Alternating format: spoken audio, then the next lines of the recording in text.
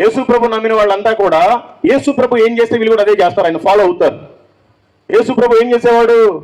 పొద్దున్నే లేవగానే ఒక కొండకి వెళ్ళి ప్రార్థన చేసుకునేవాడు. మనం కనీసం కొండకు కాదు, ఇంట్లోనన్నా ప్రార్థన చేసుకుంటున్నాం లేవంగానే.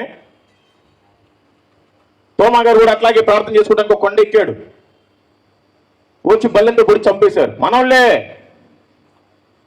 మన దేశ ప్రజలే. యేసు ప్రభు వారికి తెలీదా? తోమాని భారతదేశం పంపిస్తే ఆడు పోనన్నాడు, అయినా నేను పంపించాను, ఆయన కొట్టి చంపేస్తానని తెలీదా? తెలుసు. ఆయన ప్రణాళిక చెప్పనే పంపించాడు. ఈరోజు మరి సువార్త చెప్పడానికి భయపడుతున్నారు. యేసు ప్రభు స్వయాన శిష్యుడు. ఇద్దరు కలిసి తిన్నారు, కలిసి పడుకున్నారు, కలిసి ఎన్నో సువార్తలు చేశారు, ఎన్నో అద్భుతాలు చేశారు, ఎన్నో ప్రాంతాలు తిరిగారు. ఆయన్నే జైల్లో వేశారు, ఆఖరికి కొట్టి చంపేశారు. నిన్ను నన్ను కొడితే ఎంత? నువ్వు మతోన్మాదులకు భయపడి సువార్త చెప్పుకుని ఉంటావా కనీసం నీ పక్కన వాళ్ళకు కూడా? ఈ ఏరియా పేరే క్రిస్టియన్ పేట అనుకుంటా. మన వాళ్ళంతా క్రైస్తవులే ఉన్నారు. మరి హిందువు నేను ఒక్కనే లాగుంది. మరి ఇంకెవరన్నా హిందువులు ఉన్నారు? ఒకసారి ఎత్తండి. Praise God. మీరంటే నమ్ముకున్నారులే. మరి కొత్తగా ఎందుకు రాలేదు ఈ మీటింగ్ ఎవరు అంటే మీరు ఎవరికి చెప్పట్లేదు.